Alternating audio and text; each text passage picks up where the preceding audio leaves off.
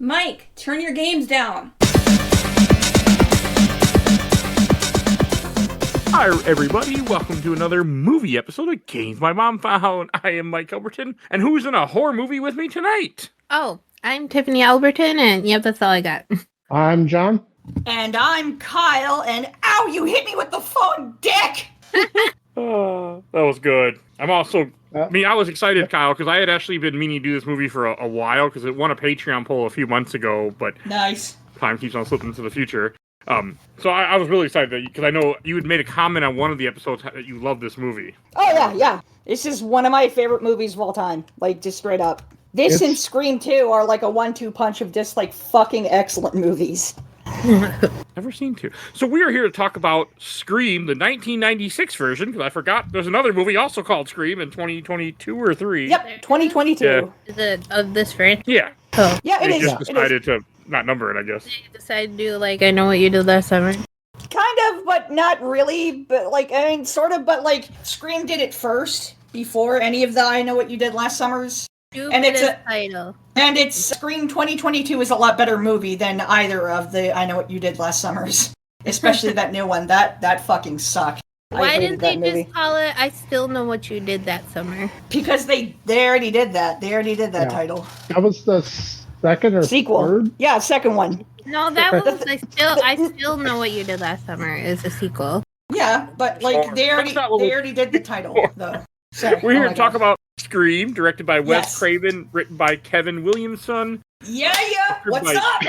Dimension Films, and came out, as I already said, 96. Yep. December 1996, so right at the very end of the year. Which is weird, but I guess, hey, you don't have competition that way for a horror movie, so... Yeah. That's basically, I think, when pretty much all these movies have came out, is like the like holiday times. The new Scream 3 came out in February of 2000. Scream 4 came out April 2011, and Scream 5 came out in January of 2022. And the new one's coming out like... And Scream 6 came out in March of 2023. And yeah, this new one's coming out in February. February. Stay away from the fall if you don't want any horror movie competition. Yeah. It's worked out for them because like all these movies have been like very successful. It also helps that they're good. Like they're just good I was about to say I don't think there's a bad Scream movie. I think they're all good. Yeah. Like at the four. Oh no! Scream 3 is the worst one. Scream 3 is fucking insulting and sexist as shit. But like, Scream 3 it's been a while. I love Scream 4. I think Scream 4 is underrated as fuck, and I'm so sad that it like really didn't do so well because like. Man, that movie is excellent. It called out so many things before they happened, and like I love the killers, and I love the killer reveal, and I love the killer like in Scream 4. Like I need to rewatch. It's been a while since I've seen a lot of. You should watch the rest. I want to actually. So like I do in memories. So I have seen this movie before, and apparently I've seen this movie more than I thought. I thought I've only seen this movie once in my life, but I remembered scenes from this movie. Like, I knew what was coming up, I knew where they were going to die, how they were going to die, and I'm like, I think I've seen this more than once then. This is a horror movie I do actually like. That was actually the poll, horror movies that Mike likes. So that's my history. I haven't seen it in years, but apparently more than once. Tiffany, what is your history? I don't remember if I saw it in theaters, but I did really enjoy it when I saw it. And I don't think this was like a me and my dad thing. That's about it. I really don't remember. And John? I couldn't tell you when I first saw it. It was probably mid 2000s at some point. But yeah, I really like this movie. I like the entire franchise. Like it's the slasher franchise that, unlike all of the other ones, doesn't have a bad entry. And Kyle? Well, I saw Scream at a particularly young age. I think I was about 8, so I was pretty fucking young.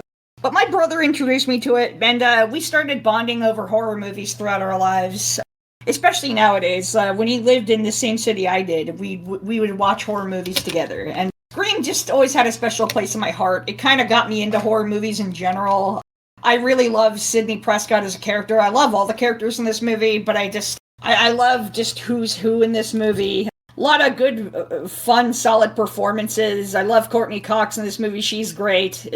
I think she's in like, it's funny because I feel like so many of her characters now are kind of the Gale Weathersy kind of like super bitch sort of character, but like she actually had to really work hard to get this role because like the role she was known before this was friggin' Monica from Friends, and like Monica is not Gale Weathers. Like Monica is not Gale Weathers at all, and like so like Monica Geller is so much her own character, and like she's a friendly character. She's really nice. She's she's always, she Monica Geller is, her own character. So, like, yeah, like, she really had to campaign hard to get to play Gale Weathers. And, yeah, like, and even, like, characters like Dewey, like, as a character, like, you don't really notice him, like, you don't really notice the subtlety in him as a character. And I think that's awesome. And, like, you can tell that Kevin Williamson is a gay guy, because, like, the guy knows how to actually write interesting women, and he writes cool, awesome women, like, in his movies, and, like, and knowing that this would launch his career in general, like, going on to stuff like Dawson's Creek and so many other things, and now, like, coming back to direct the new Scream movie in a few months, like, man, like, it's funny how things change and how they also stay the same, but, yeah. I discovered this movie when I was about 8 years old, and honestly, like, even for how brutal it was, I fell in love with it. It made me understand horror movies, and especially slasher movies, and it's just, like, one of my very favorite movies ever made. Like, rewatching this now after I watched a ton of horror movies for this podcast, and have really, like, my perception of horror has changed. Like, I was able to completely appreciate this movie in a way that I hadn't previous times I saw it. I mean, I always liked it, but I appreciated what it does and how many jokes it makes about the horror franchises. Oh, totally. And how many references there are to some pretty good movies in here, too. And, like, yeah. Oh, totally. Like, they're very on the nose for a reason, but that's because, Kevin Williamson knew his shit when it came to this. Like, the guy did proper research. Like, and I feel like for what people blame Scream for with, like, meta stuff and, like, everything else, like, honestly, the competitors of Scream did that more than actually Scream did. And, like, yes, Scream went meta, but, like, not in the obnoxious, shitty way that people seem to hate nowadays. Like, no, that wasn't Scream's fault. Shut the fuck up. Scream's good. Like, don't give me this bullshit that, like, oh, it's all Scream's fault and everything's meta, like, nah, Scream was actually doing it right. You fuckers are stupid and misguided. And I don't know, sorry, it just pisses me off whenever I see people. Like, you don't have to like Scream. That's totally fine. It's a movie. You don't have to like a movie, but just, I don't know, like, it annoys me when it's just like, no, there's actual things to dislike, and criticize, and, like, what people tend to criticize Scream for, I'm like, nah, those were the other movies. The Scream wasn't like that. Yeah, like, this movie nails everything so well, and the little intro before the title card with Drew Barrymore, holy shit, that entire sequence is terrifying. Like, that's such a good opening sequence, and then just the lead on to the other characters and just what happens, like, oh, like, I've seen this movie several times, and I'm never going to be able to unsee Casey Becker, after her parents find her, like, oh, that's one of the scariest images in a horror movie. Like, just, wow, that is so brutal. And Wes Craven, I feel like, has an on and off career where he'll occasionally do a dud, and when it's a dud, it's like, ugh. But then when he nails it, it's fucking off the wall. Just, this is excellent. And yeah, Scream, I think, is his grand masterpiece. Like, this is everything his career was leading up to. It's like, yep, oh yeah, Scream. Well, that's why I like his I believe it was 2 years before this. He put out the Wes Craven's New Nightmare, which was another. Yes, and that was New Nightmare is very much Scream-esque because it takes place in the real world. Yeah, where like, it's like New Nightmare is very much the precursor to Scream. Yeah, New Nightmare is really good. It's like, I love it. All of the actors are actually like keeping Freddy at bay by doing the movie, and so Freddy's, after years of not doing a movie, now Freddy is coming back and coming after the actors. Yeah, and so that was like a precursor to what he did. It was actually kind of the one that made him like think he could do Scream and have it be a success. Also on this podcast. But I do want to say, like, the way that because I don't remember any of the advertising for this movie, but Tiffany, you were talking about, like, the Drew Barrymore stuff. Yeah, it was very publicized that she was going to be in it, and right before that, Yep. she had like I think right before that she had drug problems, so she hadn't been in a movie in a hot minute. And Yep. so this was going to be her quote unquote comeback, and she's in it for like what, less than 10 minutes, but it was a good scene. Like, it was a really good opening scene, and she nailed it. She like 100% nailed it. I mean, that's kind of a ballsy move too, to do that, to have, you know, like, you advertise this actress. I mean, other movies have done it too, of course, and then you just go, nah, she's not really in this movie. Like Jeff Goldblum. Sorry, I'm okay. But I think everything with, like, it has a really good opening for the way that they, and I mean, the movie does play its cards, but if you don't know the movie, you don't understand. Like, there's that one joke, he's like, guess what door I'm at, or is that later? No, that's... Okay. That happens during the Drew Barrymore sequence. Okay. But the joke is that they're actually at both doors, because there's two of them, but you don't know that. Yep. You know? So I still think, though, "We're Not Done Here" refers to the two guys. I mean, it could. So, okay. So when she's talking on the phone, at one point he goes, "We're not done here." Is he talking about him and Drew Barrymore, or the fact that there's two murderers? Is it like a hint to be like, oh, there's two of us? Surprise. Kind of, but like, really, the two murderers thing really isn't a thing until like if you're watching it for the first time, like, you're really not gonna know until the very end. Like, yeah, like, I was just wondering if it was like a hint. Maybe, but like, you would have already had to known. Like, I feel like it's such subtlety that you won't notice it the first time through. Yeah. Okay. I was just wondering, like, when you watch this movie again, where you know, like, if that's what they were going for. Because again, I knew there were two killers. I remember that. Is this one of the first movies to have two killers? Maybe. Because, like, I'm trying to think. None of the Friday the 13th had two killers. Same with the Nightmares on Elm Street films. Nor the Halloweens. Like, this might be one of the first, with two killers. I think so, yeah. I mean, because it's such a, like, there's a line in this movie that I remember people saying, and I forgot it was actually from this movie, like, the whole thing was Friday the 13th, like, no, the first one was his mother! Yeah, and, like, I remember... And that's true, because, the first movie, the killer was Pamela Voorhees. I actually seen that movie once. Hell yeah, I've seen, like, all the Friday the 13th. Yeah. Oh, man, I have that the sucks. complete set, but no, we watched it back before we did, like, it was before I really got into horror movies in this podcast. It was back when we did the Friday the 13th NES episode, which is like fucking 50-something. So, long time ago. Oh, that is a long time ago. We watched a movie for that. I remember watching it. Yeah, I want to cover it someday, because I feel like I should. Watch Kevin Bacon get killed. Yeah, that too. Yep. I mean, you are right. Like, the way they kill Drew Barrymore's character and hang her up, and, like, that's kind of... Yeah. I mean, it is pretty graphic, like, having somebody get gutted, and I was watching some YouTube video, and I think it was that scene where they complained about it, but he said, that's the only take we have, so they went, okay, and they left it. Because the grading board didn't like it. Oh, yeah, no, that was... He lied. Yeah.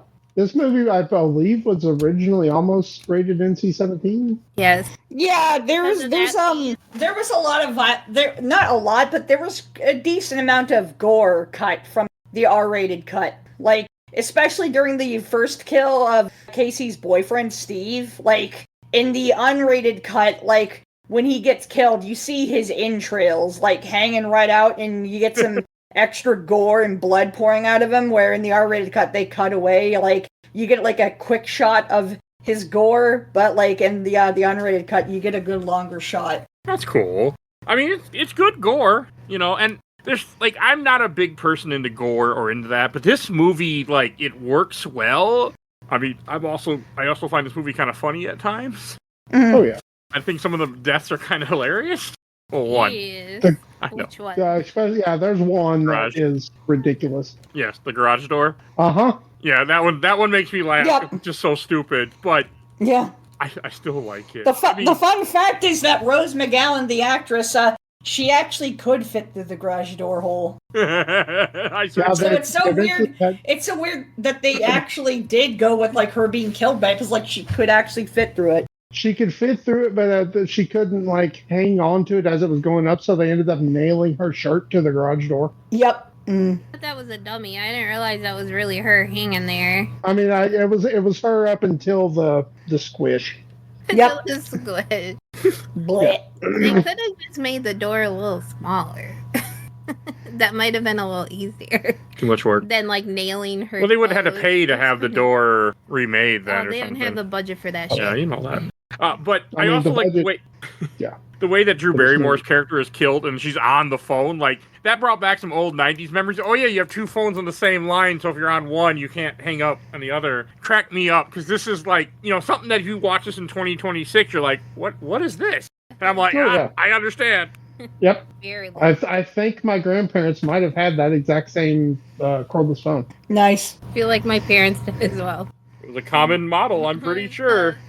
But also, the amount of fucking money these people have, like, they're in these giant houses, I'm like, my God. Man, like, I gotta say, too, always watching this movie, like, holy fuck, some of these houses are gorgeous. Like, I want to live in Sydney's house, like, not the house that, Stu's house at the end, no. I want to live in Sydney's house, like, I want that, like, I don't like tall houses, I'm more of a fan of, like, bungalows and flatter houses, but if I could pick, like, my house to live in, like, I want to live in frickin' Sydney and her dad's house. Like, I want that fucking amazing backyard balcony where, like, it's so big and wide and there's, like, 2 tables and there's, like, a dinner table. Like, dude, like, California weather like that, like, I would have breakfast, lunch, and dinner outside, like, all the time. Like, and on that kind of balcony. Like, that's amazing. Like, I would have my morning coffee and, like, maybe some toast or something, and, like, I'd get lunch and dinner, and just, like, Sydney's house is so fucking gorgeous. I like all the houses. It just made me laugh. I'm like, man, these are... No, of course. The killers are spoiled rich kids. Yeah, like, can you tell that these are fucking privileged-ass kids? Like, look at the houses, and fucking, hell, even look at, like, yeah, of course, in the 90s. And also, like, look at Casey's house at the beginning. Fucking her family had a pool. Like, if you look at the backyard scene when Steve is all taped up to the chair, like, there's a pool behind him. Like, man, they got everything. Shit. I think it's also heated the way it was steaming. Yeah, no kidding. Yeah. They got a heated pool. It's amazing. Where does this take place? California? Northern California. Yeah, it's California. I think it's Northern. I think they say it in the movie. No, yeah, it's Northern California. They wanted to, like, they knew because of so many different locations, they're like, we can't do sets. We have to have actual houses. So they went out and, like, I think the school is a set, I believe, but I think like all the houses. No, the school's houses. not a set, I don't think, is it? No, it's the school, real school. No, is it okay? The school wouldn't let them use the school. I found a different school. No, yeah, exactly. School, though. It was like a community center or something. It was a community college. Yeah, because they couldn't get the access to film in a high school because of, like, horror movie stuff and crap like that. I mean, to be fair, kids would be running their mouth like, "Oh, that's a of course. story." Oh, yeah. You know that's a true story, right? I mean, that was probably smart on their part. I mean, I thought it was funny that because I guess I wouldn't have caught this until YouTube, but if you watch all the credits, it says "Thanks for nothing." That school district. Yeah, at the very end. The very end. I didn't catch that either. So I found that hilarious. They're like, he's like, "Fuck you! I'm putting it in my movies, so forever they'll know that you snubbed me." That was hilarious to me. So one question I have is, like, when you first see Sydney and Billy, that's the boyfriend's right name? Yep, Billy Loomis. Like, my question is, he tries to fuck her, and then he tries to kill her, and I'm like, why are you trying to kill her right after you tried to have sex with her when she said no? Wow, it's almost like he's a crazy person or something. I mean, there's that too, but why would you want to, like? I feel you'd be the first suspect. I don't think he was actually, like. I think their plan was to always kill her on the anniversary of her mom's. I think they were just terrorizing her. Yeah, of course. Okay, because I mean that part where they're over her with the knife, and then she kicks the guy and gets free. And also that like, was probably Stu, I would say at that point. Yeah, that might have been Stu, because of, like, especially the timing of how Billy comes in, like, that's like too swift. I always like to, like, as I'm like, okay, is that Billy or is that Stu? And, like, is that Billy on the phone or is that Stu? Because I think there's a subtle difference in their voice that you can kind of pick up on if you listen really close. Matthew Lillard's voice is a lot more closer to Roger L. Jackson's than Skeet Ulrich's. Yeah. And Tiffany, you actually got to meet the voice I did get to meet the voice. Oh, that's awesome. And Hell yeah. He like, what's your name? And he was like, hi, Tiffany. Yes! Ah! Awesome. And he was like, do you have an Instagram? I was like, no, sorry. He was like, okay.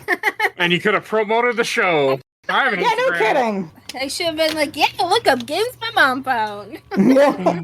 Hey, I should have came with you to that con. I did not. You don't like my horror cons. No, I don't. He doesn't like how I just kind of wander around like over and over. Tiff, I wish you and I were friends like offline, because I would go with you to the horror cons. I would. Yes, do it. Let's go. We bought it. Let's do it. We bought 3-day passes so far for 2 different horror cons we're going to this year, and we're staying at the hotel at it. So yeah, Why can't I'm not going to either. I wish I lived near you or you lived near me, because I'm like, hell yeah, let's make a weekend out of it. Yeah. What's Yeah, up? we live in 2 different time zones. We live in 1941, and you live in 2026. I know. Okay, no, it's later on that Sydney he's trying to have sex with her, and it's later on when he goes after to try to kill her. I know. I was surprised how much I just enjoyed this movie again. Like, I haven't seen Neve Campbell in very many movies. The last time I saw her in anything with Lincoln Lawyer show. Oh yeah, she's on that show. Yeah. Is that season 2 ever coming? Season 3. Wait, what's season 3? Is that ever coming? At some point. Yeah, it will. It will. I was upset. You were upset, I yeah. was very upset. But no, she's really good in this movie. It made me want to watch more movies of her. I haven't seen her in much. What was the one I said she was in? I don't remember. That I was like, oh yeah. But I was surprised. I just really enjoyed her in this movie. And then and then we had Rose McGowan, who I know as Paige from Charm. So I was like, oh, she's back. I enjoyed seeing her in this movie too. The Craft. I've seen parts of The Craft. The Craft is fun. It's a fun movie. I love that movie. I haven't seen that. I need to watch that someday and cover it. I'm trying to get a lot of 80s and 90s movies that I have missed and watch and cover it for this podcast. It's okay. I'll help you out. Yeah. So Hell yeah. I mean, that's why, like, one thing with Scream, like, Scream was in a poll, it was a tie, God, months ago. But, like, I have become much more of a horror fan. But, like, this movie, just the fact that everything is just, like, kind of a parody, but not really, not like a parody like the scary movie stuff. Actually, it's just good. It's entertaining. Yeah. Oh yeah. I feel like to me it feels like they're paying homage to not making fun of them. It's metafiction, like it's meta, like that's what the whole thing is. Like in Scream, like Scream has a way of doing it without like overloading or becoming too obnoxious or anything. And like I don't like I like Jamie Kennedy's character. I don't like the actor Jamie Kennedy. No. Oh, Jamie Kennedy's a fucking annoying piece of shit. But like, I don't know much about him. I just know he's kind of an asshole, I think. Yeah, which I mean, it does kind of seem like. I do remember they got him for like some game convention once. He's like, "Oh, what up, nerds?" or something stupid like that, and just spent all the time insulting the audience. So it's like, okay, cool. And he was drunk yes. too, I think. It's like, yeah, okay, I know, I'm a nerd. Thanks. Fuck. Oh god. You gotta point it out. I don't remember what. I think it was an E3 or something, but it was some gaming convention. They got him to. He was the opener for it. And he just insulted the audience, and people were like, "Why is this guy here?" But I just don't like him. I mean, fine in this, but I just do not like him as a person. Yeah, as an actor, he's good. As a person, he's annoying. I've never seen him in anything else, and I don't need to. I thought for sure he got killed in this movie. This is his only good role as Randy.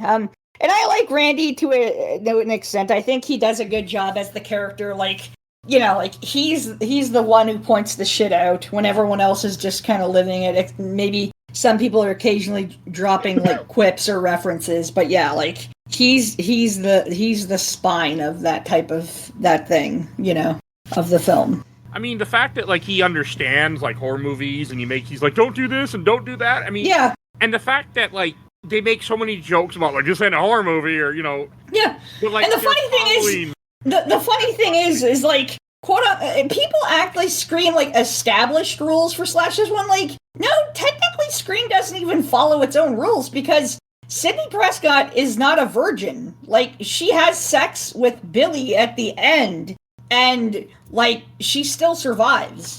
Like so, I just find that funny when people act like Scream pointed these things out and acts like. It's always following rules. Like, no, not really. Like, Scream also didn't follow the quote-unquote the rules. But it fits in the metafiction of people who are watching horror movies and then are going out committing murders who are making jokes about, the tropes in horror movies. Like, I think that is just really good back and forth. Mm-hmm. Movies don't make psychopaths. Movies make psychopaths more creative. Yeah, exactly. I like that line. That line's great. I mean, it is true. I've watched enough documentaries. It's true. Oh, yeah. There's a guy who robbed a bunch of money at an airport, and the way he learned how to do that was by watching movies so he could figure out what not to do, and watching cop shows and stuff. Yep. He got caught, by the way, but... He didn't do it right. Well, no, his mistake is he asked one guy to join, that guy turned him down, so when the FBI put out the reward, that guy went, hey, I know a guy, and turned him in. Oh. So, note to self, you ask them when they say no, don't do the job, just walk away. Or don't give them that much information. They gave him too much information. He's like, yeah, I know a guy. That's how they got caught. And he got the reward, right? I'm assuming, yeah. He also wasn't in the documentaries. He didn't want to talk to them, but... so that's what made me think of. But yeah, I mean, it does. I mean, there are like, that's probably realistic that people, watch movies and watch, fiction and learn how to, like, real serial killers have learned to be creative. I do like the joke when someone calls them serial killers and Dewey's like, no, they haven't actually done enough for that title yet. Like that. Yeah, they haven't dropped. They need to drop a few more bodies. Yeah, exactly. I mean, he's not wrong. I love Dewey. Dewey's like probably might be. I think it has to be 2 or 3 multiple murders in different that are different situations. I think it's 3. I believe. 3? Like, I'm a true crime buff, and I believe it's like I love true crime. I like documentaries of true crime, but I don't anything else. I don't I really listen- pay attention to. I listen to a lot of true crime podcasts and stuff. That and RuPaul. Paul's my white noise, so is true crime. Nice. She'll be watching true crime on TikTok. I'll hear, and then she came home and the purse was gone and something like. I'm like, Oh, no. why? Oh no. It's a shortened version, and then I have to go look On up. YouTube? I have to go look up what they're talking about. I have my documentary girl that shows me a documentary every day. I have a whole list. I haven't watched any of them. They all Like one of the sound podcasts I listen to, they call us crime junkies. I'm like, yeah, pretty much. good. Yeah. Yeah, that works. Yeah, that's That accurate. checks out. You can learn a lot from finding out what people failed in crime. You can learn a lot. If you go missing, So you'd be the first suspect. So you better be good at it. I better be. Yeah, no kidding. I will be in Mexico as I'm. You see, you got to program an AI to talk like me, and it will No. record the podcast. No, do not. Do not. The skin. You miss a podcast, people will be like, "Oh my God, somebody said the cops' house." I made a lot of jokes. So how do you sometimes you ask how would people know you're in trouble? I would just post something mega. They would know. Oh, Mike's in trouble. Uh-oh. Something's wrong. I make that joke too. But no, I mean this movie. So this movie's almost 2 hours. It didn't feel 2 hours. Me and Tiff were watching this today, and you had made a comment. You're like, it's already almost over. I was like, "Isn't this the end? How did you go from beginning to end in like 2 hours?" It Didn't feel like it. This movie flows super well. It's entertaining the whole way through. Like, I was not bored watching this movie. Even though I knew what was coming, I was not bored. I was really enjoying it. And to me, this movie isn't that gory. I mean, I've watched gorier stuff, I feel like, more recently. You don't think it's that? No, it's not that bad. Not compared to newer. Yeah, this is 96, so I mean, I get it. Today, do you think it would have been more gory that they would have had? You think so? Kyle, you watch more modern horror movies, too. Isn't gore a lot more now? It depends on the movie. Yes, there are some movies that are gorier, but it really depends on the movie. Okay, I was just curious. I don't watch a lot of modern horror movies. You should. There's a lot of there's a lot of really good modern horror. I watch some. To watch Weapons. Weapons is really good. Oh yeah, Weapons rules. It was weird. I walked out of the theater not quite understanding what I watched, but I thought it was good. Yeah. Walked out happier than some other movies, so hey. Like Watchers, I didn't like. Oh yeah, you were very bad. But then you saw who the director was. You're like, oh, that makes sense. Yeah. M. Night Shyamalan. Oh, that does make sense. No, it was Emily Shyamalan's daughter. Oh, it was his daughter? Never mind. Yeah. Well, she followed in Daddy's footsteps, but didn't quite get there. Not like. To be fair, he hasn't quite gotten there in a long time either, so. He only recently got good again. I straight up hated the ending. I was like, this is so anticlimactic. Like, that's it? We're just finding out she's a fairy and that's it? Oh, but to talk about the part when he does try to kill Sydney, or like you said, probably scare Sydney, I like how she's like, fuck you, cretin. Oh yeah, Sydney She does. Sydney isn't like a pushover. That's one thing I like about pretty much all the main characters in these movies are like, they fight back and they will kick your ass. Yep. Rose McGowan was going at it. Like, yeah, no kidding. Like, she would have totally survived if she hadn't gotten killed. She hadn't gotten the garage door. I mean, the part that makes me laugh with that murder, besides the goofiness of it, is also, like, that guy, the killer would smell like beer, but I guess they all smell like beer. It was like a frat party. Good pair. I was also thinking about it, like, when Matthew Lillard goes out to go get beer, he's like, I'll be back. He goes to get beer. Like, right there, he would have, had he not been the killer, he would have noticed, like, oh, why is my girlfriend in the garage door? Yeah, no kidding. Plus, I don't believe he showed back up until, like, the shit had hit the fan, so nobody was probably Yeah, he paying doesn't show up attention. until after. So, how was she... Oh, okay. I'm just watching the part where she calls 911 where on the computer. That part kind of cracked me up. Can we do that? Yeah, you can. You You can still do that. And you could back in the day, too. Yeah, I'm pretty sure you can. Like, you could do it through... I mean, before it was shut down, you could do it through Skype, because you could connect to phones through Skype. And, like, I'm sure you can still do it now with whatever means necessary. Like, it's possible to call emergency services. I always thought it was, like, because of dial-up was, like, you know... Fair. Yeah. Did they ever explain this part where he dropped the phone? Well, it's why he got arrested. It's a red herring. Like, that's the point. Like, it's like, Well, I know that, but did he ever give an explanation for why he had dropped the phone? Yeah, he did when he's being questioned by the police. Everybody has a phone. Yeah, which is, like, funny in 1996. Like, you goddamn idiot. Like, it's 1996. Literally, the only people who have fucking cell phones are fucking people with important jobs in cities and businessmen and other bullshit. Like, oh my god. I mean, these are rich people. Yeah, I mean, he is a rich people. My cell phone to like 06 or so. Me either. I didn't get my first cell phone until Christmas, 2006. I was 16 years old. And even then, I didn't even, I didn't even do anything with my phone. I would just call my mom whenever I needed, whatever. Like, that was it. Like, I barely used it. Same. Until all my friends started getting cell phones. And then I could text. And that's when they charged you per text. Oh, God, I remember. Oh, yeah. Back in the day when they would do that. Back in the day. I got into a huge fight with my girlfriend at the time about that because she wouldn't stop texting. I'm like, stop it! It's charging us! Yeah. And now she won't even message you back, ironically. No, she won't. But how dare she? I also don't remember the Scream mask being a thing before this movie. I know it existed, but It did? Yeah, they licensed it for this movie. Yeah, it's... Yeah, like it existed, but it just wasn't used as much. It wasn't famous like it is now. Yep. Yeah.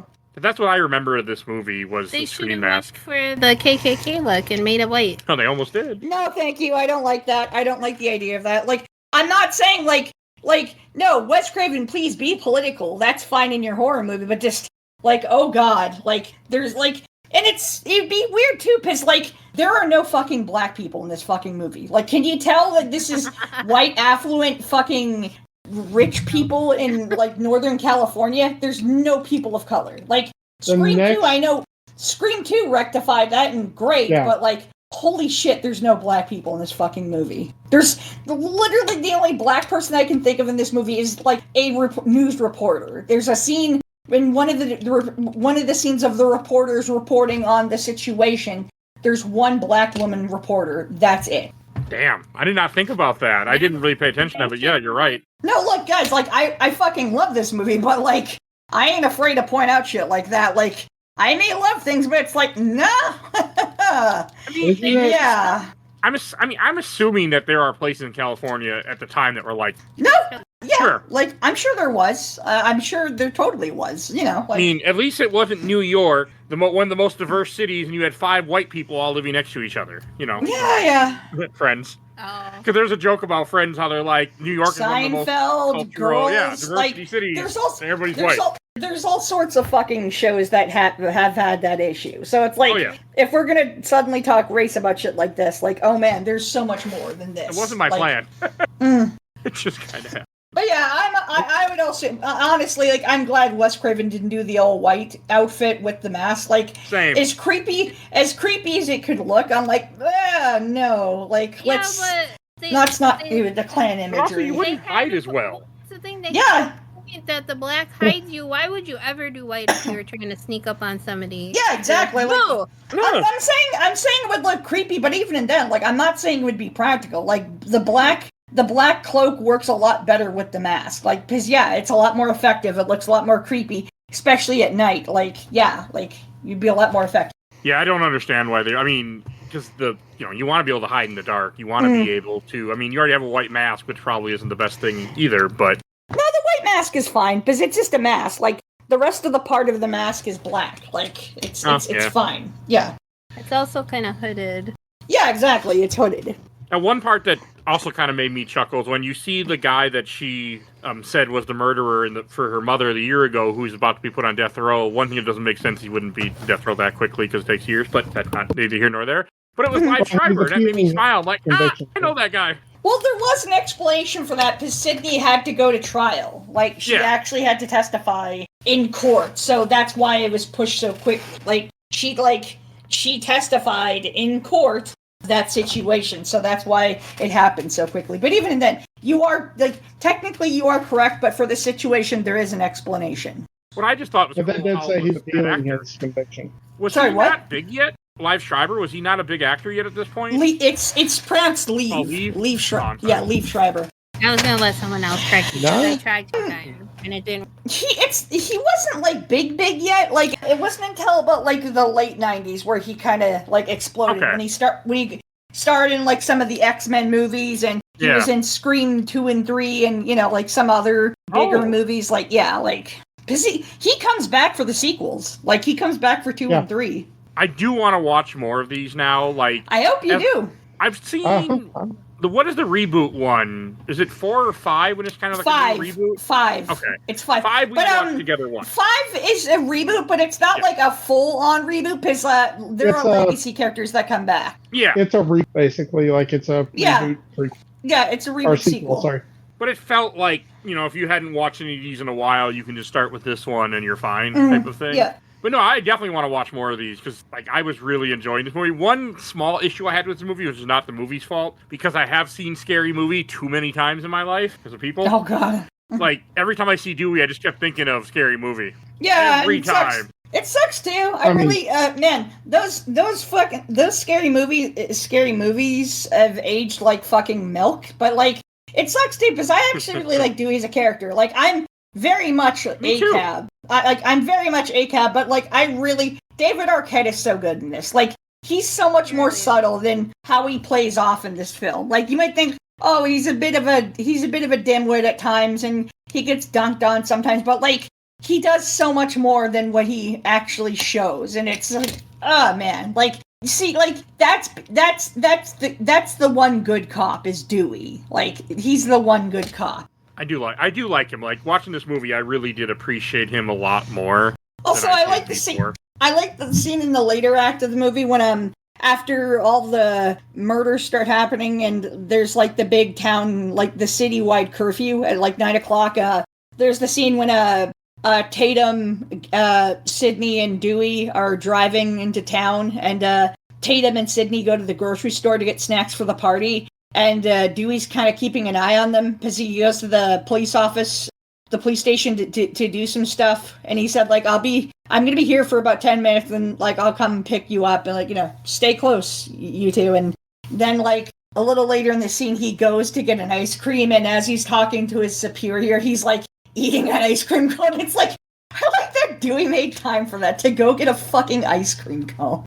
And he's just eating the ice cream cone. I'm like, oh my God. That was funny. And also, sorry, I find it amazing that, like, the character in this movie at this time, like, of the movie, Dewey is 25 years old. What a toddler. Like, 25, he's a cop at 25 years old. Oh my God.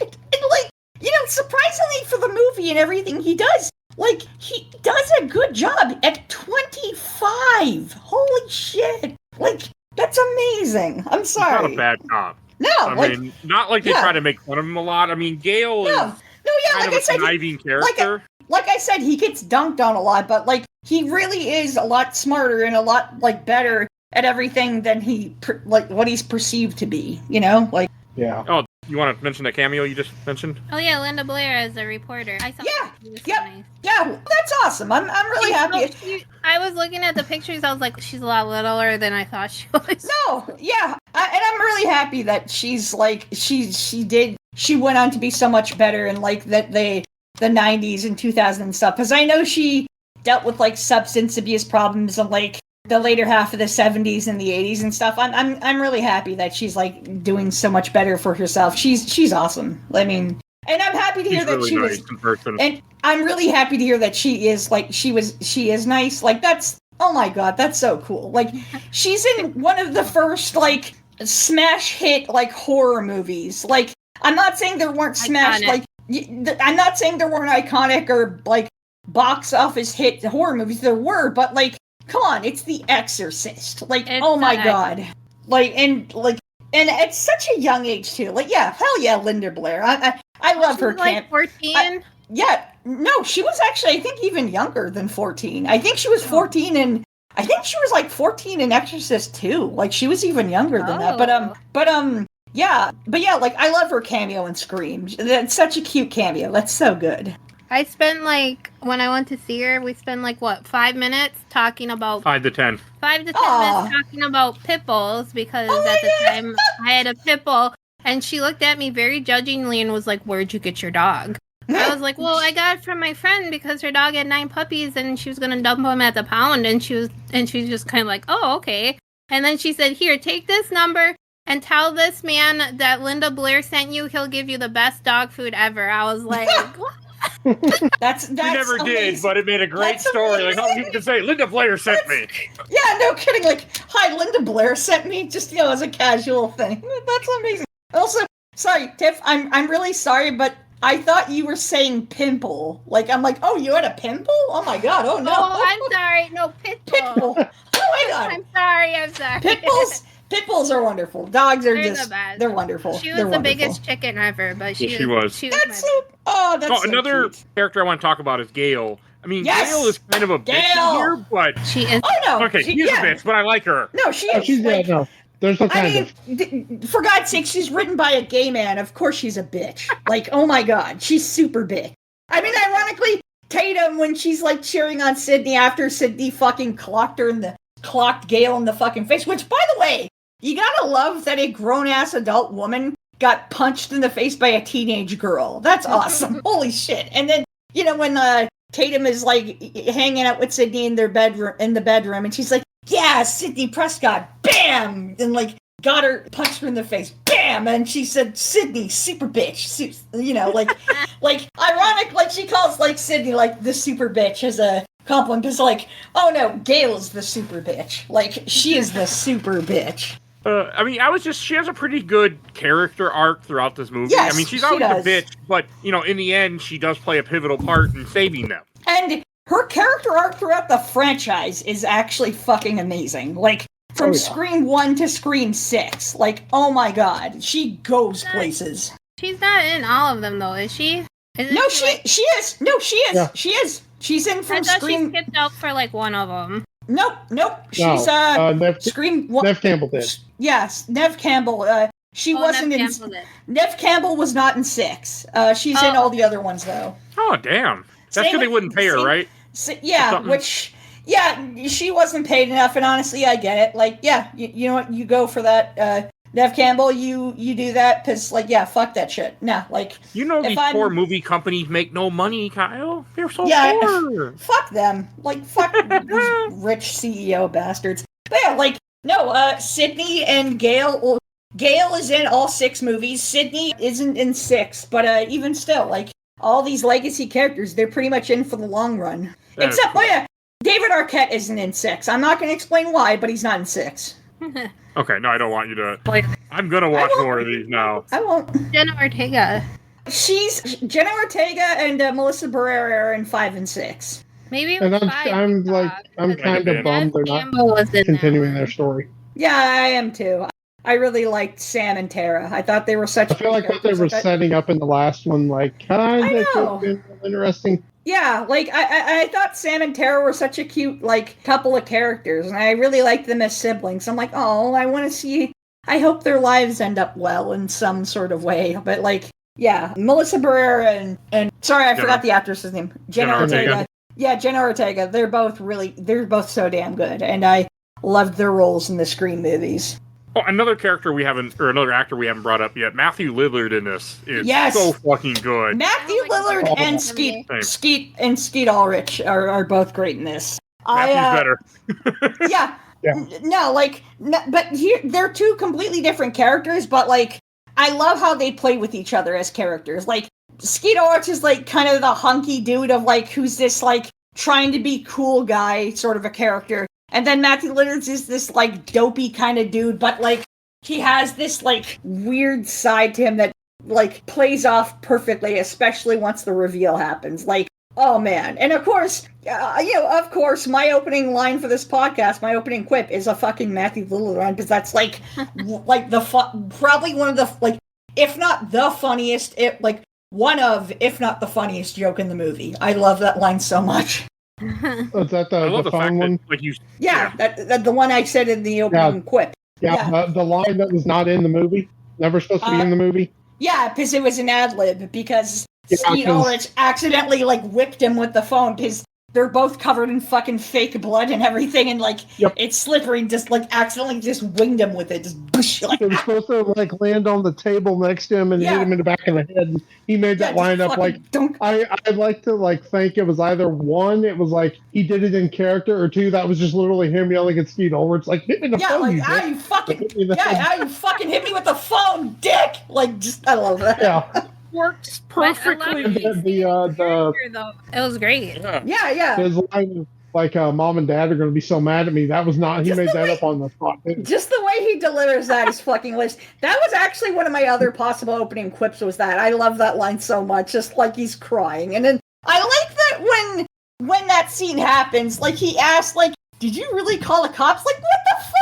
Of course they called the cops, you idiot! Like. Oh, geez, these two people held me at ransom and were going to kill me and kill my father. Like, yes, of course she's going to call the cops. Like, I know, that was like, what do you think? I mean, anybody's going to call the cops in this situation. Like, no, actually, no, don't worry, I'm kidding. I didn't call the cops, JK. Like, okay. At one point, like, they said that they had been, like, that whole 45-minute scene took, like, weeks to film. So they said that at one point the director like went up to Matthew Lillard and Skeet Ulrich and like, "Are you guys good?" And they're like, "Yeah, why?" And said, "Because you are scaring the crap out of Courtney Cox. Like you two are just like you are because." And they said like they had to stay in those like kind of manic state for so long. Said that they both kind of went a little bit crazy during filming. Something I noticed about one of the scenes with Matthew Lillard in that entire scene, I love that when he's yelling and delivering his lines, you can see him slobber. Like, oh my god, you can like it's like SeaWorld, just getting like hit with the saliva flying out of his mouth. It's like, oh my god, it's like a splash. It's like a splash zone at SeaWorld. That's amazing. They said they like they couldn't wash any of the clothes because like they had to come back with the continuity for all the blood, so they would like they'd put the clothes back on and then like soak all three of them down so the blood would look wet and fresh. And, like, exactly. I think they said like it took them like 16 days to shoot that entire. Holy shit! That's like Kubrick level. It was something wild, but and it was all night shooting. Like they had to. It was every night for like something like 3 weeks, I think, for the entire ending scene. Lot. Yep. Yeah. I wonder why. And one of the so you know the scene when Sydney comes through the closet door with the umbrella and stabs Billy. Yep. Yeah. The first stab. So he had like a protective, like a pad on under his shirt, and so the first stab landed while the stunt actress for Sydney when she like after he hits the wall, when she like winds back and goes to stab him again, she missed the pad and actually stabbed him in the shoulder. And he had a childhood scar from open heart surgery he had to have, hit him right in the scar, and so that look on his face when that stab happens is real pain, because I mean it was a retracting end on the end of the umbrella, but still it hurt like son of a gun, I'm sure. They were just like, keep it Yep. Oh yeah. I don't want to film this again. And also, speaking of like just the entire madness of that whole sequence in the third act, like, man, the scene of when they think like right before quote unquote the final kill, like Sydney having to stick her finger in Billy's wound, like, oh, that's so gross. That's smart. Yeah, but it's so like, oh, that's disgusting. I love the fact that Gail gets the gun in the first. Like, of course, I'd seen the movie, but like, yeah, because I watched, and it's the first time I ever noticed that Stu actually, when he sets the gun down, he puts the safety on. That's the first time I noticed that's when he put the safety on. I'm like, yeah, no kidding.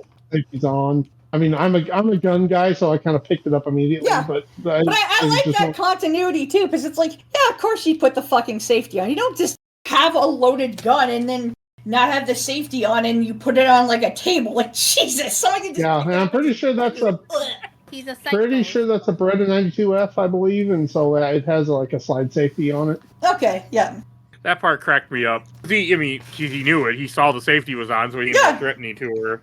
So that was, to me, it made me laugh. I also love the reveal when you find out it's both of them are the killers. Yeah. Such a like, good scene. That's a great twist. Like, goddamn, like, even if you know it, like, the reveal of it is so fucking good. Like, you finally see these characters who they are, and it's just like, okay, so, like, Billy's the killer, and you're like, oh, shit, so it was the boyfriend, like, fuck. And then, like, when Matthew Lillard comes out as the other one, and it's like, just the way he unravels, like, Jesus fucking Christ. And, like, knowing that this is written by a gay guy, I'm sorry, I'm not saying, like, every gay person has gay stuff with whatever they work with, but, like, man, Matthew Lillard is, like, totally eyeing Skeet Ulrich, like, oh yeah, like Stu, like, Stu Macher is totally eyeing Billy, like, and it's just, like, the way how close he stands next to him, it's like, you'd think it almost looks like he's gonna kiss him on the ear or something. Like, holy shit! Like, great though. Yeah, it is. It is. Yeah. And Billy's oblivious. Poor Billy. Yep. I was just surprised. So and it's also the first movie we've done with Matthew Lillard in it. We haven't done any of his other movies yet on this podcast. Nice. I've never done those. I've never even seen both those movies. Yeah. Okay, well now you got to do the Scooby-Doo movies, and you got to do SLC Punk. Oh, fuck, Mike. You got to do, right? Yeah, you got to do Hackers. You got to do Serial Mom. Like, oh my god. You need to watch. The Bridge. He is really good in the show The Bridge. Yeah. Also, you got to do the third season of Twin Peaks because he's in that, and he's fucking incredible in the third season of Twin Peaks. Yeah, he's in it. Yep. And he's going to be in something coming up like real soon, and I can't remember what the heck it is. Crap. I'm like excited for it, and I can't remember what it is. Is it Oh, Daredevil. He's going to be in the new season. That's Daredevil. cool. Fuck yeah. Gonna be Daredevil? No, there's somebody already, like, yeah. Charlie Cox. Charlie Cox. Yeah. Gene. No. And they're redoing Carrie? Okay. Oh, sorry. Again?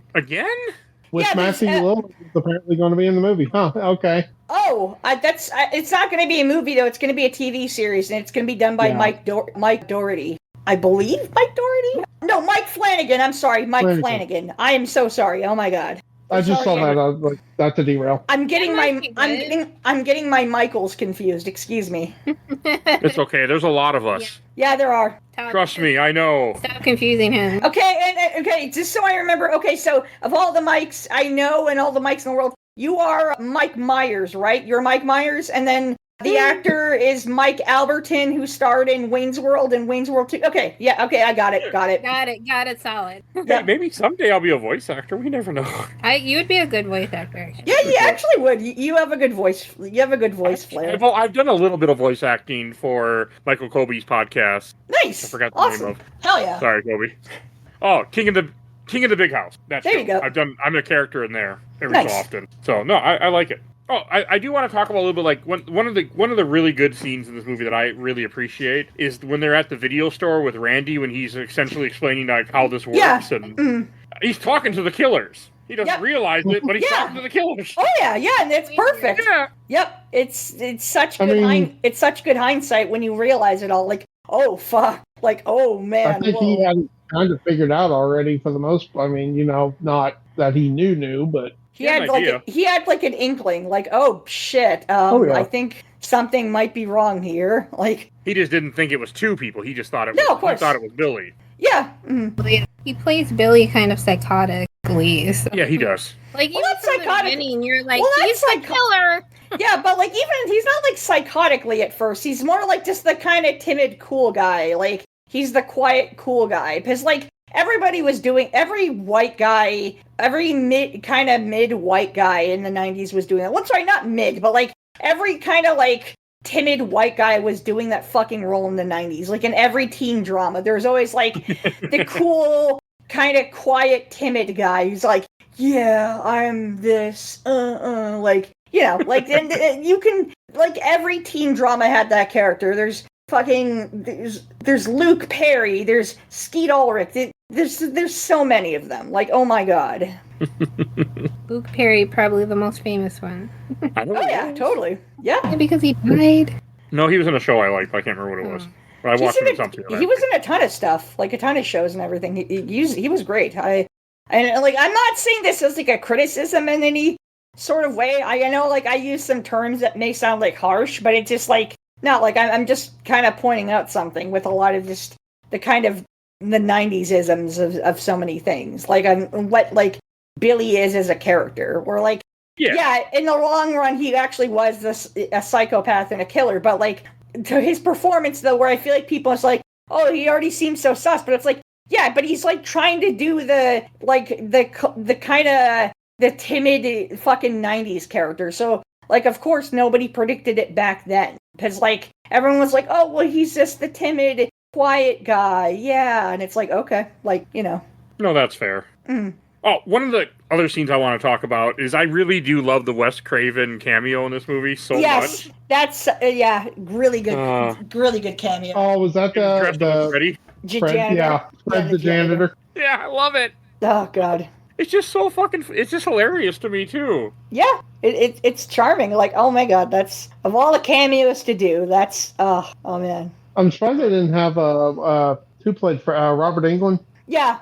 I was surprised, like, he didn't show up at some point, but... No, of course. Yeah, I get you. I mean, he was in, he pops up once in a while in Supernatural. That's one of the things that Oh, of course, Robert Englund was in a ton of stuff. That guy, damn fucking good actor. Like, you know, he rules. Also a nice person.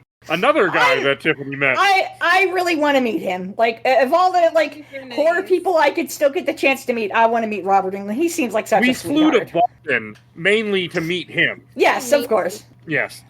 So, yeah, because we were worried he'd never come here. No, of course. He's one of the warm weather people, I think. I get it. You know, once you get attached to, like, Los Angeles, that amazing weather, like, I get it. I mean, I've been in the Midwest my entire life, so if I could ever move to, like, the weather continent, the weather of, like, a part of the land of, like, Los Angeles or something, like, I would never want to move back. Like, I get it. Mike won't let me. No, I like the cold. I like the north. I do not. God.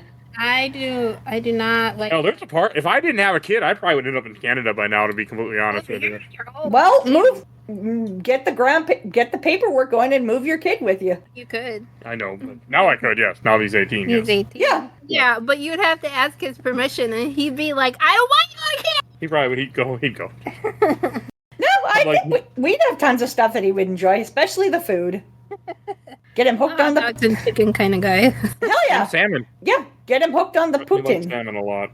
But, we haven't talked about Henry Winkler at all yet, his character here. I find it funny that he goes uncredited in his role, because, like, he actually is a pretty important part of the movie. Like, I guess that was by choice. Yeah, I get it. Like, there is a like pivotal, like, part of the story that, like, that's pretty important to him, what happens to him. Like, it's kind of, like, I find that so funny. I do like the joke where they make you think for a little bit that he's the killer, and then they... Yeah, of course. You know, he gets murdered then shortly after that. Yep. Mm. There's so many red herrings in this movie. Oh, yeah. The movie's packed full of it, and it's like, I get it. Like, before that became a cliche, like, that actually, there's an actual reason why there's so many red herrings in this movie. Like, and it totally works. Oh, yeah, 100%. His is another good death, too, and the fact that, you know, he's then hung up at the school...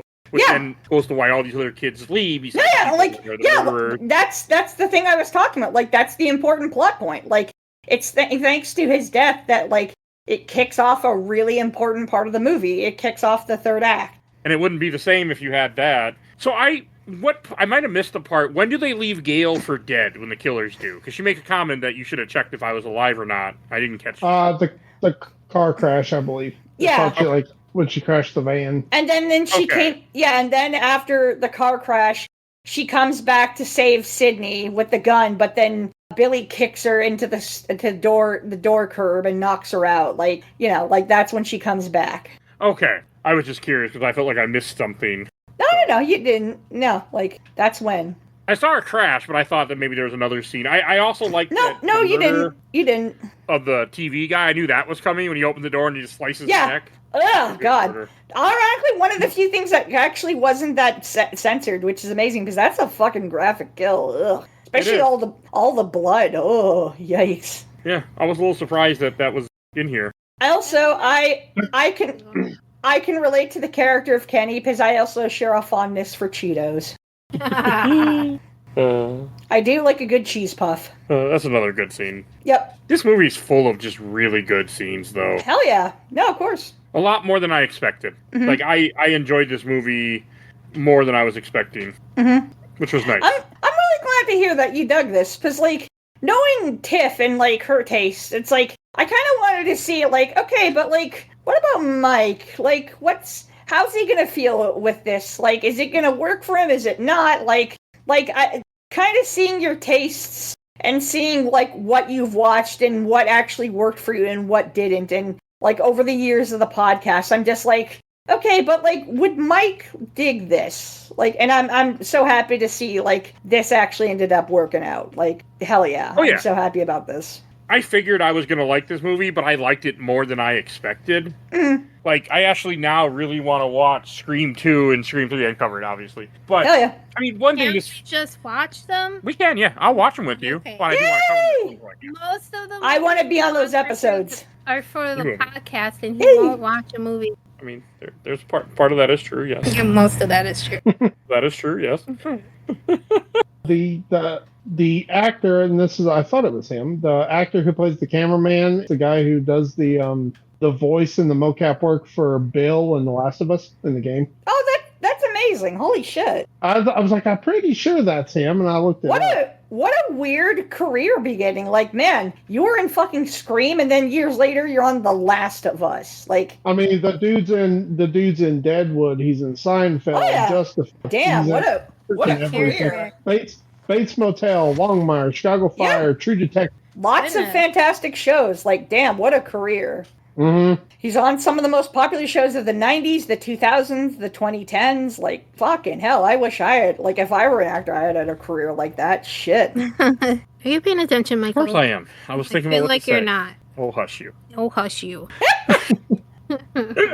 So anything else that we should mention that we haven't talked about yet? I think we covered, except for the ending. We should talk about the ending, but anything else before that? I think I've pretty much gotten everything else that I've wanted to talk about. Like, no, I really dig the hell out of this movie. There's so many clever things about it. Even if you think you've seen this movie, like, you probably haven't. You like, even if you think you know the twist, like, no, there's still so much more to this movie than what it seems. Like, it's a fun as hell ride. But yes, let's get to that ending. The ending I also really like. I mean, because I like Final Girls, which has been very mentioned on the podcast many times. Fuck yeah. So I appreciate that you have, Sydney, and then she just fucks them up. And then, like, the fact they make fun of that trope at the end, kind of, where, Billy's not completely dead. He goes to start to come up, and they just shoot him in the head. Like, we're done. We're not playing that game. No, not in my movie, which I'll make, hell yeah, Sydney. You go, girl. It's so good. Because, I mean, like, how many movies you watch where they are stupid and don't do that? She's like, no, we're finishing this job. Like, we're done. Yep. Jamie, what's his name, taught her what to do. Yeah, Jamie Kennedy. No, Kennedy. Oh, yeah. Jamie Kennedy. Well, I guess Jamie Curtis too, but I meant Jamie Kennedy. I meant Jamie Kennedy. I don't know. Jamie Lee Curtis didn't do a good job because freaking Michael lived. Yeah, good point. Lived for a long time. Yeah. Kind of want to watch more of that series. I've only ever seen the first one. I hope you do.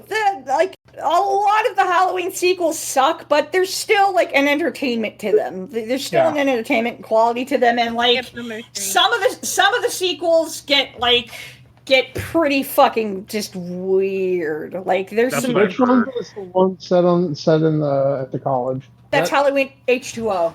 H2O, yeah. That one's like one of my favorite of the and then if you add the Rob Zombie remakes, which like I don't like the first Rob Zombie remake, but I fucking love Halloween 2 by Rob Zombie. I think that movie is so goddamn underrated, and that movie is so cerebral and weird as shit, and it's like, man, that's Rob Zombie to a T. Like that movie is Rob Zombie, not the first Halloween remake, the sequel. Like that movie is fucking weird as shit. But yeah, and then the David Gordon Green trilogy. Like, yeah, like some of the later Halloween sequels get to go to some like pretty interesting places. But like this ending is also just really good. Besides that, you have Gale that survives. Yep. Dewey survives. Hell yeah. And I like how the killers are like, we're each going to stab each other so we can be like, oh, the dad was the killer and we stopped him and, he hurt us. And if they wouldn't have talked so much about it, it might have worked. But even then, too, actually, no, I'm actually going to have to disagree because there's some, like, really interesting flaws to their thing, too, because it's like, I get it's the 90s, so many people wouldn't know about this sort of thing, but, like, man, those, like, Billy and Stu never ever use gloves in anything that they're doing. They have their fucking fingerprints over everything, and it's like, holy shit, you two are so fucking stupid. I can't believe you think you'd get away with this. Like, my God. Like, they have their fingerprints all over the knives, the phone, the gun, like, everything, and it's just like, and then they plant the items on Neil Prescott, Sydney's father, and it's like, okay, but your fucking prints are on everything. Like, do you really think that, like, Neil Prescott could have done that when his prints aren't even on, like, the knife or anything, or the voice changer? Like, Jesus Christ. Even if, like, and I know the phone calls were attached to Neil Prescott's, like, cell phone, which, okay, yes, but, like, you had to do so much more work than that. Like, yeah. Oh my God. You are correct. I'm sorry, it's just putting the thinking cap on of, like, or, like, like with Tiffany, with her, like, true crime podcast stuff, it's just like, hold on, like, I'm not even, like, a true crime person where it's like, I think I could solve a crime, but it's just like, hold the fuck on, like, there's so much, like, whoa, like, oh my God, like, there would have been so many holes in that entire, like, that situation, like, man. I don't know, I just like it. I also like the idea they stab each other, and I feel like Matthew Lillard's character got stabbed more than the other. Like, he stabbed no kidding. He's like, I don't feel good. Skeet gets, like, 2 stabs, and, like, fucking Billy gets stabbed, like, 2 times, and then Stu gets stabbed, like, 4 times, and, like, 3 of them are, like, in the stomachy chest area. Like, oh my God, you fucking idiots. But also, you think maybe you should kill Sydney before you start stabbing each other? Yeah, no kidding. Like, gotta tell somebody that's still alive about their plan and how much genius. But it's so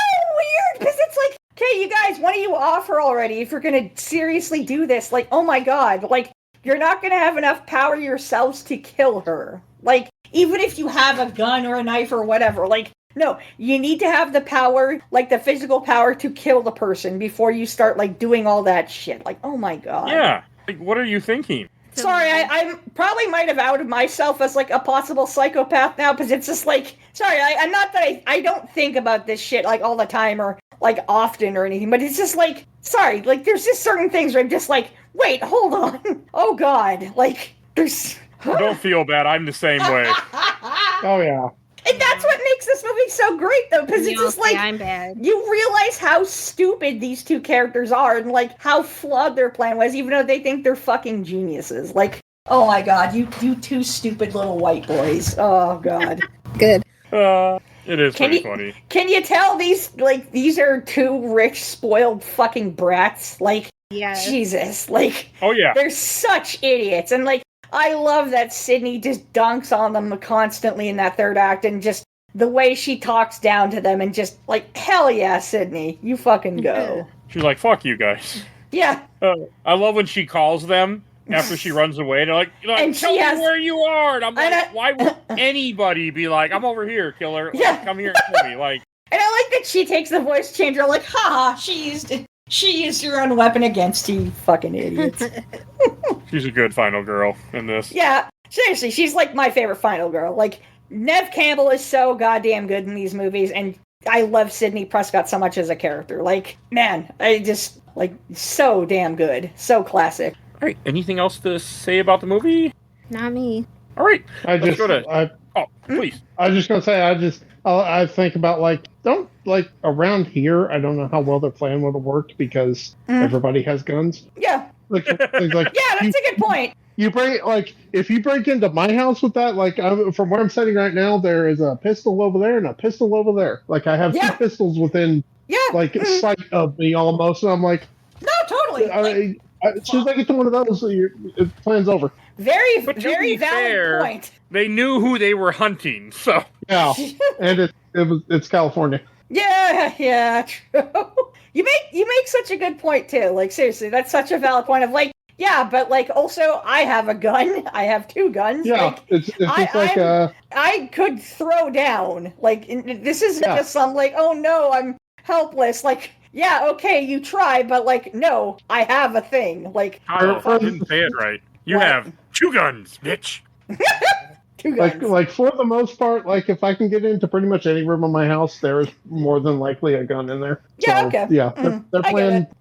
Yeah. So what you're telling me is none of your friends in high school, if they were murdering people, would plan on murdering you in your house, then what you're telling me? Yeah, no kidding. Oh, my entire, like, I live a mile and a half, like, back of gravel road, and, like, I know pretty much, like, who on this road has weapons, like, and it's pretty much everybody. Like, I could go into most of the house and say, something's up, and we're walking out of there with half an arsenal.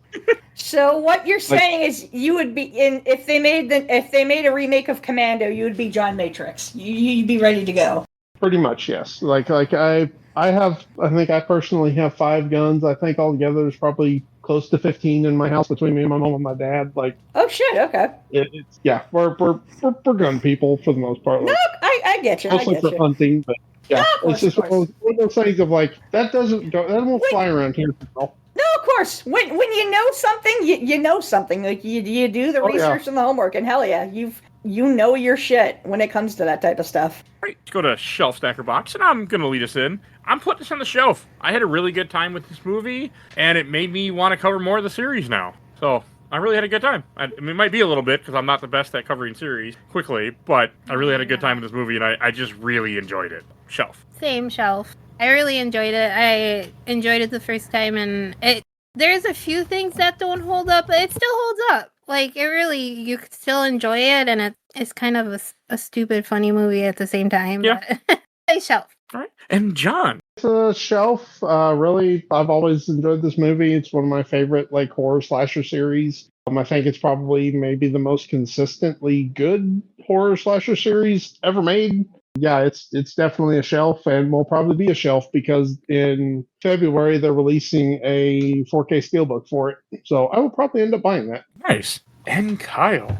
This is easily going on my shelf. Hell, the whole damn series. Like, even for, like, I might have mentioned earlier my distaste for Scream 3. Like, no, I actually still very much agree with John. Like, it's a really damn consistent series. Even for as much as I might dislike 3, like, it's still pretty fucking competent for what it is, and it's still, like, good and fun at times. Like, I have my own disdain for, not even disdain, I have my own dislikes for the movie, but, like, no, I would still gladly watch all of these fucking movies, the entire series over. Like, no, like, if there was a big series box set, I would get it, I would get all the movies, I'd get them on VHS, Laserdisc, I'd get them on everything. Like, anything possible. Like, this is easily 100% on my shelf. All right. And thanks to Patreon for you guys voting for this movie months ago. See, I kept my promise. Months ago. Yeah, shit happened. So this is finally taken care of. So another movie off that list. And I guess we should just go to plugs then. And Kyle, where can people find you at? You can find me on my very own podcast at the Unidentified Flying Obsession Podcast. Once again, that is the Unidentified Flying Obsession Podcast, or the UFO Podcast, wherever you get your podcasts. And you can find me posting about my own bullshit musings on Blue Sky at chibiufo.bsky.social. Once again, that's at chibiufo.bsky.social. All right. And if you enjoyed this episode, over 900 other episodes of this podcast. We do movies, TV shows, video games, comics, all sorts of content. So check out our catalog on Podbean. You can type in the search bar. You never know what we've done. We've done a lot of stuff. So type it in. We might have covered it. And if you want to support the show, we do have a Patreon. Little dog vote in our Patreon polls. We have 2 polls this month, so check that out. And if you donate $10 or more, I would give your podcast or YouTube a shout out with every episode I create during the month, which is a lot for these 2 lovely people, Phoebe Stanton and Let's Play Princess on YouTube and Twitch. And she has her own podcast, and Nerds of Broadcast. And check out Zach's podcast, absolutely the best podcast of work in progress. Talk about the MCU movies, MCU adjacent movies, and they're doing the Alien Predator franchise currently. And check out Gamer Looks at 40 of Bill Tucker. He is back, and his new podcast will be out too the time you hear this, carrying his cross. I can't remember, but if you go on Gamer Looks 40, I'm sure there'll be links to it there, so check that out. Also, while we're talking about the links and everything, John, do you have anything you want to promote?